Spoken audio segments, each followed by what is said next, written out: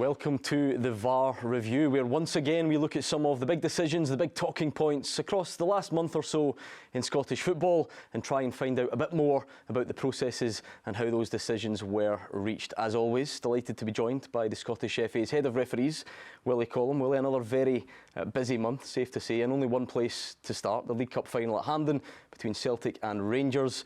A lot has been said about this incident already, so let's take a look first and find out what you think. Speed. Good. Lost it. APP. You pull. We pull. Just outside. It looks just outside. Okay, number 5. He's just outside the penalty area. Not much more than that. Yep. He's just outside there. It's really close, but yeah.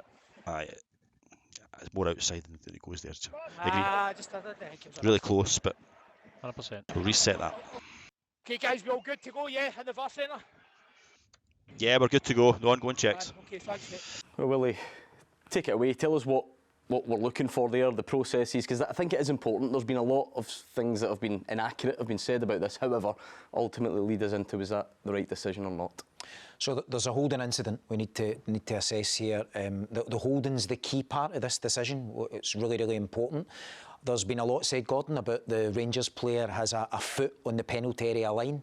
The foot is actually irrelevant in this case. It's about the holding and the holding only, because that's where the contact is. The holding begins outside the penalty area, and then it continues on the line, and even arguably beyond the line and fully into the penalty area. But regardless, the fact that it's on the line, this should be considered as a penalty kick. So the referee's awarded a free kick on field because he sees the pulling. He's correctly judged the incident in terms of the foul play. But then the VAR team need to go into a check and they need to decide whether this incident is inside or outside, and ultimately they failed to come to the correct conclusion, which is this should have been a factual overturn. No need for the referee to go to the monitor. A factual overturn for a penalty kick to be awarded. Where does that go wrong then? Because you're looking at it, I'm looking at it, various people just look at it and see it as being inside the box. So you'll understand people asking how that mistake can be made. I have to be very honest and say, you know, people need to take time to make sure, you know, is the holding inside, outside? But ultimately, when you look at the TV pictures here, this is not a difficult decision for the VAR team. They are not forensic enough in the analysis. They move far too quickly. I think they're thrown because the majority of the Rangers players' body is outside the penalty area, but that's irrelevant because it's the holding that they should be judging, and they should be making sure they get a clear image to show them that that continues into the penalty area. We've dissected this incident because people will obviously hear me saying today that it's wrong, but that's not enough. We need to now understand, why did we get it wrong? And how do we make things better? How do we improve? What's the lessons learned from this incident? Because people will find it very hard to accept this error, very difficult to accept it. So the VAR, when he's checking the incident, again, my understanding, my opinion is that he's probably focused too much on the Rangers player, most of his body being outside. He doesn't then analyse the holding enough. And he then says to the AVAR, who's supporting him, the AVAR's noting down the yellow card for the Celtic player at the time. He's focused on the paperwork. That's a learning point. We should part the paperwork. We can catch up in the paperwork. The focus needs to be in the decision. The ball's dead. The AVAR's not watching live play. It's an opportunity for the team of VAR officials to focus on the incident and the incident alone. But the VAR asks the AVAR, it's outside, do you agree? So even small details like that, that's a closed question. We've said to the VARs moving forward, we've had them in on Monday, we've had them in on Tuesday, the top match officials, to say, we need a question here, look at this incident, assess it for yourself. And then there's more of an opportunity for the VAR to assess that from a neutral standpoint, rather than be clouded about what the VAR said. So more of an understanding for the AVAR to look at it from a neutral point of view than what the VAR said. So it's essentially just a rushed incident that needs far more care and attention. I wonder about the bigger picture more than that, though. People want transparency, which, fair enough, that's clearly what we're getting here. You're giving your opinion, we're hearing the audio, we're seeing the pictures. People also want accountability, and they want answers, so to speak. I keep hearing that word, but accountability would be a real buzzword. How do you handle this? How do you fix it? How do you make it better? How do you try and get us to where we need to be? By firstly acknowledging that it's a really, really poor decision. It's an unacceptable decision. The VAR team know that. Everybody in refereeing knows it. It's unacceptable. We will do our very, very best through our coaching, through our analysis, to make sure an incident like this never happens again. But it's a mistake. But it's a bad mistake. And you talk about accountability. I was very open when I took up this role at the start of the season. There would be accountability in refereeing. I told the media, I told the managers that we would deal with things internally. There would be accountability, but we've been consistent with that throughout the season. I can assure people of that. I did say that, you know, if match officials find themselves not involved in future matches, or, you know, we need to change a profile of a match for somebody, we won't come out and publicly say that. The way it happens, a manager doesn't come out and publicly talk about, you know, he's maybe taking a player out, but we've also got a responsibility to protect the wider group of the referees. And we've also got a real responsibility to protect the match officials involved in this as well. So what I'm assuring you is, as I sit here today, is there's accountability in refereeing, but there's been accountability consistently since I've taken up post. OK, let's take a look at more incidents then from the last month or so. Starting Rugby Park for the visit of Hearts. It's a challenge by Robbie Dees on Kenneth Vargas. It ends up in a red card. Let's take a look. Potential fouls. I think that's a yellow. It's a low contact, it's a slip onto the boot. Okay. It's a slip onto the boot. I'm going to yellow card for reckless. Do Okay, you want the Don. doctor? Delay while we check it. Happy that is your point of Robbie. contact. That's my point of contact. I've given a yellow. I thought he slipped and I thought it was on the boot. I thought it was clean on the boot. Yeah. Give you another angle if you want. Yeah, please. Robbie Dees. Is it on the foot or is it Or is it on the ankle? buckle of the ankle? There's a Yeah, they're buckle having a on the look. ankle They're there. having a look. What I'm seeing there is the buckle of the ankle. Yeah. Don, No, just no. delay while we check, Full okay? speed. That's Just fine, run See Gavin. it full speed. I've given you my description, so. Yep. It's Just wait for definitely the endangering the safety. It looks like a buckle on the ankle to me. I don't know yet. No, Off the not yet, ankle. not yet, not yet. So I'm going to recommend an on-field review for Yeah. potential serious foul play. Don, it's Gavin. Yeah, Gavin. We're going to Yeah. recommend an on-field review for a serious foul Okay. play. Okay, what we're going to do is show you on a loop. Oh, okay. Show We've got me. a player coming in, Okay, I can, and we've got a I buckling can of see the ankle. intensity. And then show you in Yeah. close. Show me. Can We you show me you a in close-up close? on the contact? Yep, of course we can. And just as close as you can. Yeah. Okay. Yep. So I see him make direct contact. He doesn't slip first. It's direct contact. And Yep. there's a buckle on the ankle. Yeah. Okay. Yep. And it's Robbie Dees. Rob, Okay, and that's just to like confirm, that. are you going red card, yeah? Yes. Yeah. I'm going to update to the card. Okay, thank you. OK, Willie, that one, are you happy with the outcome and the process? Talk us through it, and again, is it the right call? So we're happy with both the process and the final outcome is correct. The referee on field communicates, that's what we want, the referees to communicate. The referee feels that the tackle is reckless, it's on top of the foot, and also that the Kilmarnock player slips into the challenge. The VAR immediately go into a check, supported by the VAR. They'll look at different angles. They realise that the slip occurs after the challenge is made. The referee also acknowledges that later in the clip at the monitor. But they use good criteria. They talk about the buckle of the ankle. It's not a good image. But if you remember, in our last show at the same stadium, we discussed an incident where the VAR and the VAR failed to talk about endangering the safety of an opponent. That was clear in this clip. The VAR clearly talks about an endangering of the safety of the opponent, and in this case, this is quite clearly a red card. Irrelevant, it's early in the match. This is not a good tackle, and the right conclusion occurs at the end here. I'd like to argue with you a bit more, but I think you've covered most of it. Let's take a look at another incident. If Willie's saying that one at Rugby Park is a good use of VAR, what about this? Because in sort of reverse order, if you like, Alex Gogic is sent off in Paisley, and then that gets downgraded. So let's take a look at that one. No, keep going. Watch this tap. Foul. I've got permission for that. Let me just have a wee look at it. Oh, red card on He's field. out of control. He's wildly lunged through the air. Everybody else go away, Matt. He's completely out of control on the tackle, and it's a red card for me, no question. Matthew, John, I'm going to check it. Just delay checking on field decision. Okay, so let's work through our angles here. So what John's saying to me there is that he's lunged in with force, which he has. So that's full speed for you, Matthew, from this angle. Okay. And I'll slow it down going tight. And I'll go from low behind as well. Wins the ball, Matthew, on field review. Try to look at all the angles. I'll give you that from intensity of Can it we as see if well. there's any point of contact on the player, please? Yeah, of course. Need to see something different for what I'm explaining, guys. So that's where he gets the first bit of Alex, contact. they're checking it, buddy. They're going to check it. I think it's too much.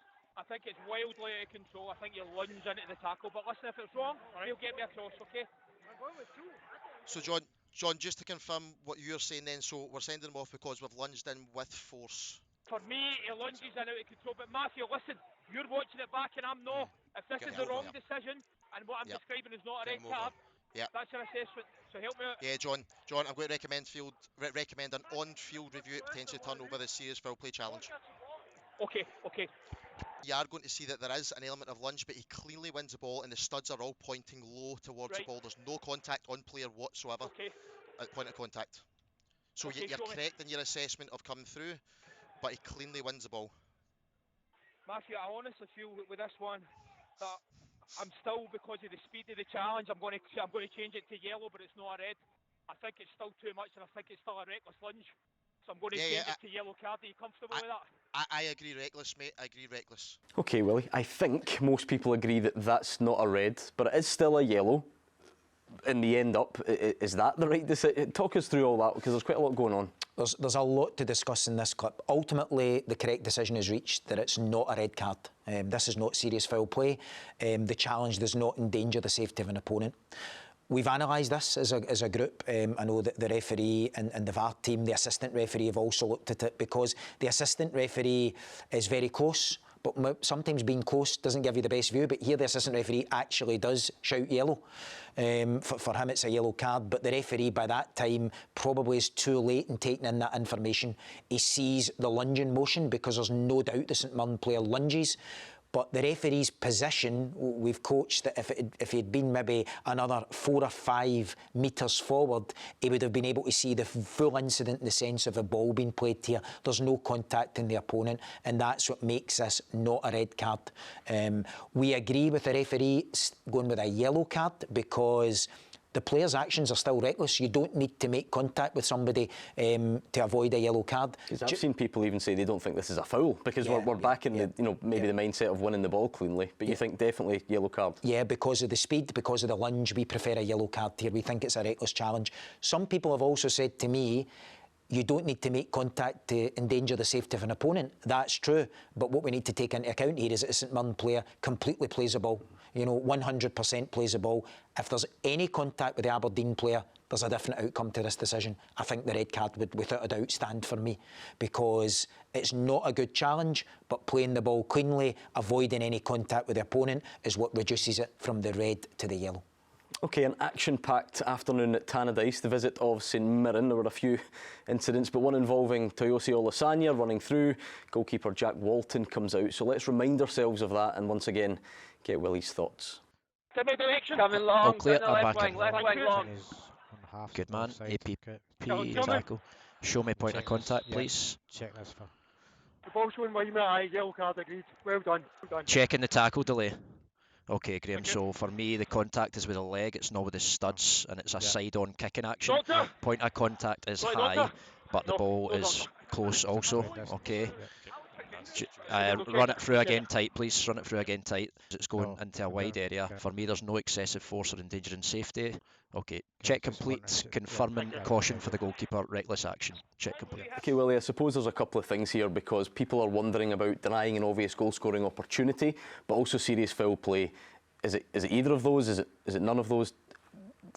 Talk us through this, and again, have we reached the right decision here? Firstly, every referee in the pitch at this point would ask themselves about denying an obvious goal-scoring opportunity. It's the first thing that goes through your mind. Goalkeeper comes racing out, takes out the attacker. But this is definitely not denying an obvious goal-scoring opportunity, not at all. But it is serious foul play. The VAR go into a check here, and they start to talk about the studs, the open foot, it's not the studs, but they do talk about the height of the challenge, and the height is important here. The goalkeeper catches the St Mirren player very high.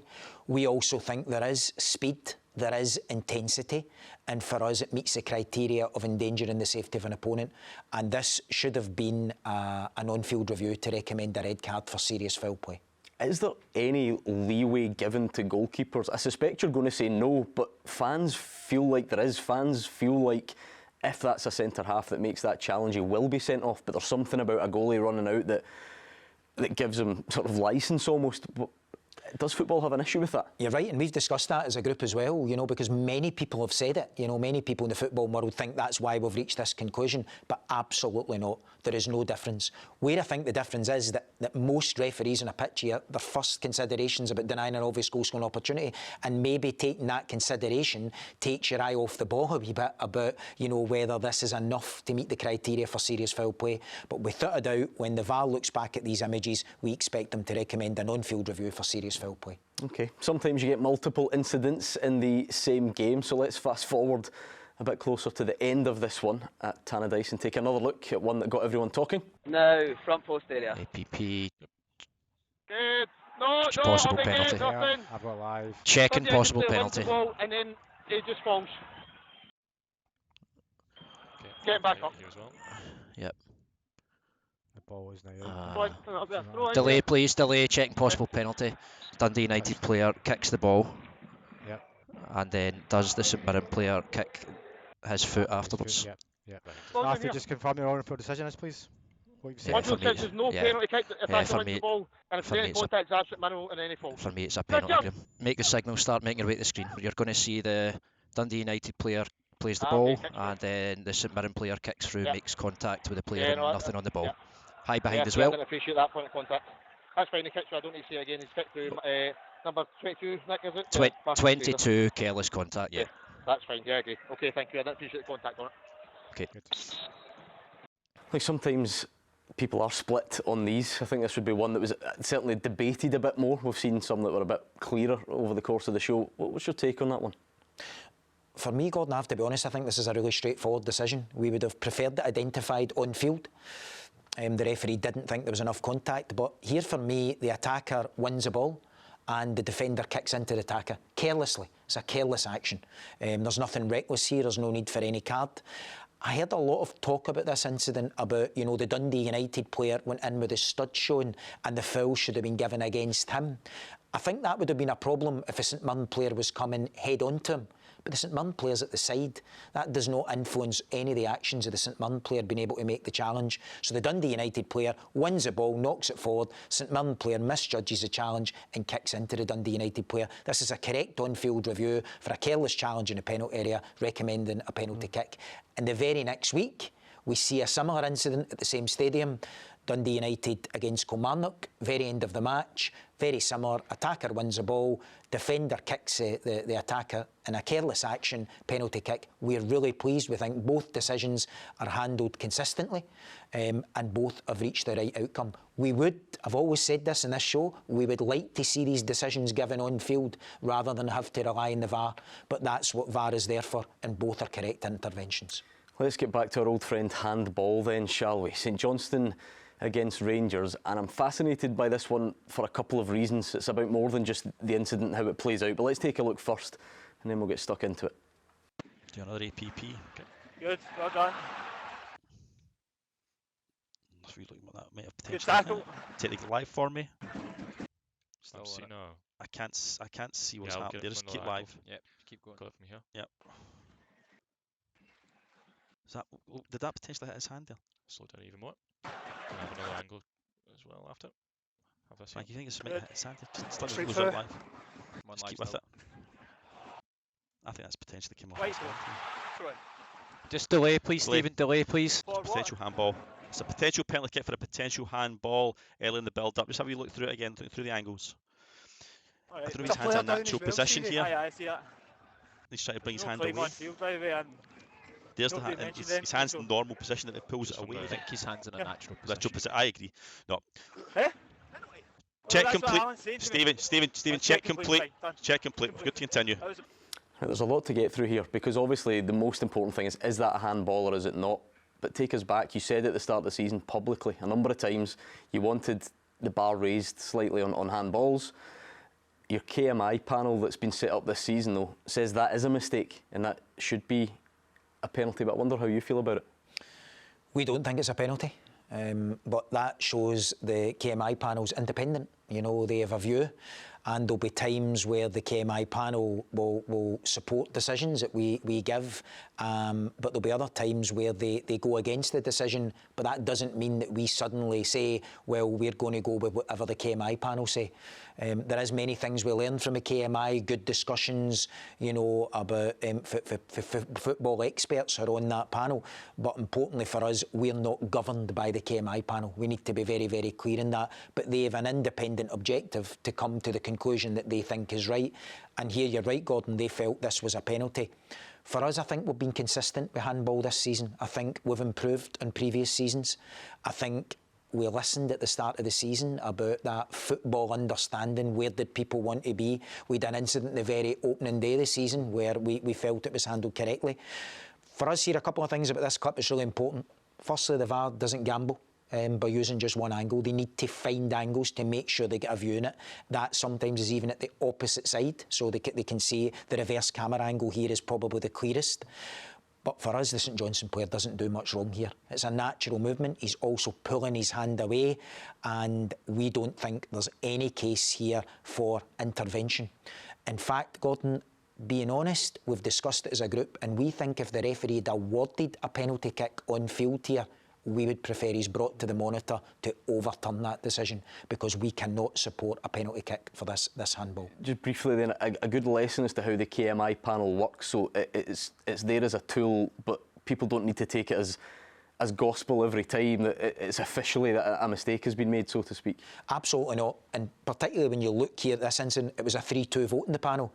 That shows you, you know, there's debate in it. But also, it would be wrong of me to say if the panel vote 5-0, you know, that we wouldn't disregard that. We need to listen to the panel. But here, I'm saying that this is not a penalty kick for us, and agreeing moving forward, if this incident was to happen again exactly like it is, never does happen exactly like it is, we would not award a penalty kick. And one step further, if it's awarded on field, we would want it overturned.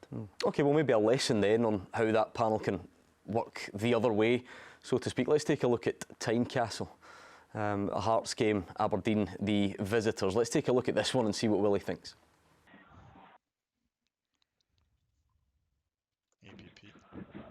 Defender head, that was good. Reset. Lost it, Aberdeen played the ball. Oof. No, we're all good. Both those tackles. I want to see both those tackles. No, not for me. Possible penalty as well. I've got a few things to check here then. So was it that one? Like this. Like, if the Devlin money misses him, Devlin money danger. misses him. Okay, check that. I'm not actually sure what happened in there. I'm lunging. I've not seen it. Right. Don't start having a go at me. Looks like he made the slide tackle and then all the point two of contact. coming It looks together. like it's potentially ankle. Pause. Right, that looks like it's right as it lands. Down. As it lands, they then Let them do the work. That's actually in midair. Right. Okay, and show me the other angle just to be fully. Which one? The next angle, just the next higher angle. I think It separates. Okay, and then you said there's a penalty check after this. Yes, the after foul that. that we're looking at is before. Kevin, we've checked. They cleared the red card. We're checking a potential penalty now. Maybe a lesson as to how much can happen, because I know there goes on to be a penalty check. Let's focus on the tackle though, because there's not even a foul given there. No. And some people, and we've mentioned the KMI panel, think not only a foul but actually a red. So how do we find balancing amongst those two extremes? We again analysed this with the referees during our coaching sessions, and quite a number of the referees thought red card. There was also an amount of referees thought yellow card. You know, we were probably about 60-40 in favour of red here. But then we also take into account what the KMI panel said here, and the KMI panel said 4-1 that this was a red card. That's the kind of decision that supports us via the KMI. That's where we'll listen to the voice of the KMI, and it's not something that is impossible for us to disagree on. And we now would prefer a red card for this decision. A couple of elements here that the referee needs to consider, and the VAR, the players stretching for the ball here. That's when it's most likely that these kind of tackles occur. There is a buckle in the ankle. There's a bend in the ankle, similar to a clip we were looking at earlier. So we would much prefer here a non-field review to recommend a red card for serious foul play. You mentioned earlier, Gordon, and rightly so, there was no foul awarded here. If the referee had awarded a foul and given a yellow card, the VAR then going to check and think, well, is there elements to support a yellow here? And probably at the time you would say yes, on reflection, we prefer red, obviously. But the fact it's a missed incident, allows even more of an opportunity for the VAR to go into that check. They don't need to think, is the referee giving yellow? Do they support here? So there was more scope here to bring the referee to the monitor to award a red card. But for us moving forward in this challenge, we expect a red card given on field, if missed on field, an on-field review to recommend a red card for serious foul play. OK, thank you very much to Willie Collum. That brings to a close the latest edition of the VAR review. That's all for 2024. It's been an action-packed year, of course, as it always is in Scottish football, but we thank Willie for his transparency and his insight as we understand the processes that are made and the decisions that are ultimately reached. Scottish football never quiet for long, though. We'll see you in the new year for more on the VAR review.